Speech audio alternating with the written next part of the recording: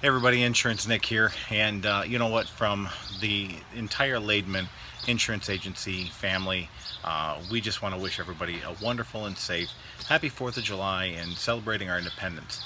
I sat around this morning though, and I was doing a little bit of searching, and I watched Mike Rowe from Dirty Jobs, and in fact, well, he's got a better video I want you to watch. I learned something today, and I think that you guys may enjoy it just as much as I did. So again, as we celebrate our independence, roughly 240 years after the Declaration of Independence was actually signed, we sit here and have our barbecue and have families over and enjoy it outside, but we sometimes lose focus of the history associated to what we're celebrating today. So again, thank you. Watch a video. I think you guys will enjoy it. We'll talk soon. Happy Independence Day.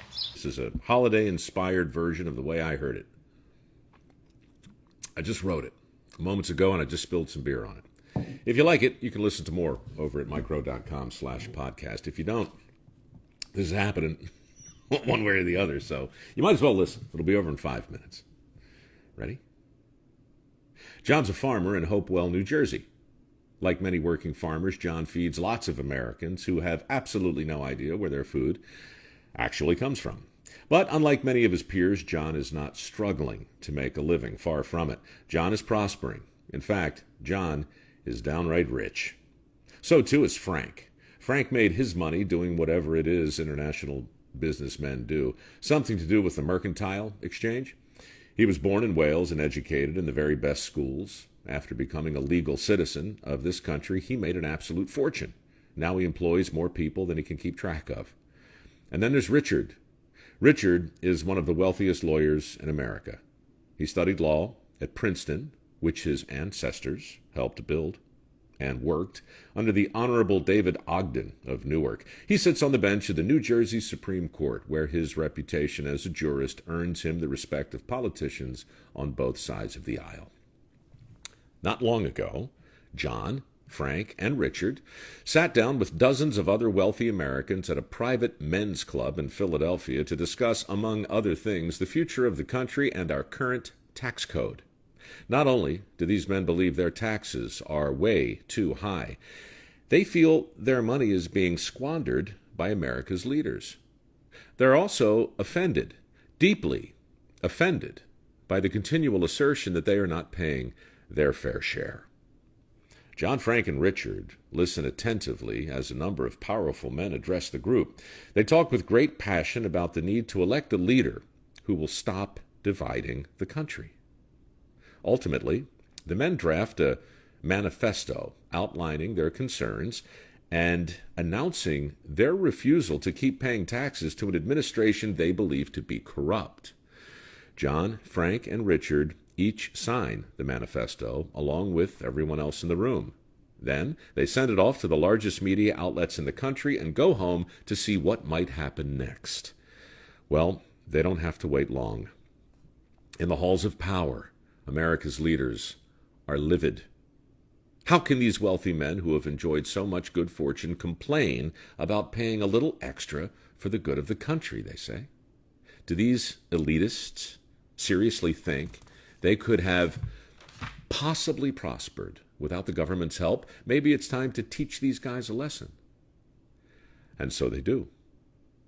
When Frank arrives home at his mansion in New York, it's been thoroughly looted. Armed troops now occupy his estate. They're confiscating everything of value, including his wife.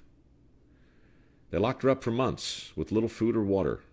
Didn't even give her a change of clothes. Frank went mad with worry and panic.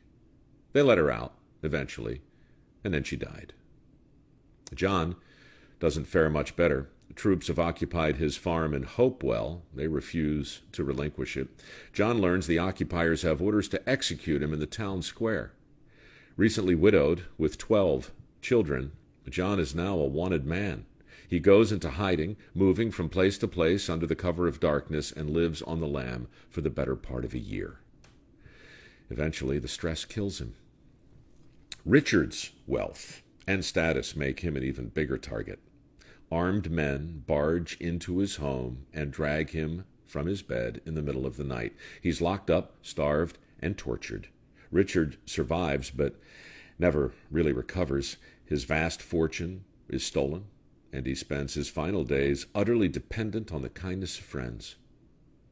John Hart, Francis Lewis, Richard Stockton.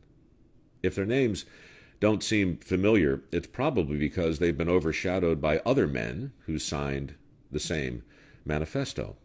Men like Benjamin Franklin, Thomas Jefferson, John Adams. Men whose names are now preserved for posterity on the bottom of that troublesome document that so enraged the occupiers in the red coats. Unlike most revolutions, ours didn't start with an angry mob armed with pitchforks and guillotines with absolutely nothing to lose. That was France. Our revolution started because 56 very wealthy men with everything to lose put everything on the line for a country that didn't even exist yet. The internet is full of grossly exaggerated accounts of what happened to the original signers, and that's too bad, really, because the truth of what actually happened back in that exclusive men's club in Philadelphia, also known as the Second Continental Congress, is remarkable enough with no embellishments at all. Those 56 men, those one percenters of 1776, they could have easily paid whatever new tax was being demanded by their king. They could have easily lived out their lives in comfortable peace. But they didn't. They chose liberty over safety. When they signed that manifesto, they weren't just declaring their independence. They were signing their own death warrant. And when they pledged their lives and their fortunes and their sacred honor, they weren't just making a pledge to the King of England or to each other or to the rest of their fellow colonists. They were making a pledge to you and me. And they kept it. 240 years later, as the hot dogs plump up on the grill and the condensation forms on another bottle of cold beer and the fireworks explode overhead, their pledge and their courage are still worth remembering and celebrating.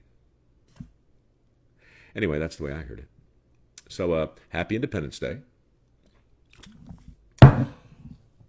Or the 4th of July if you prefer, but let's be honest.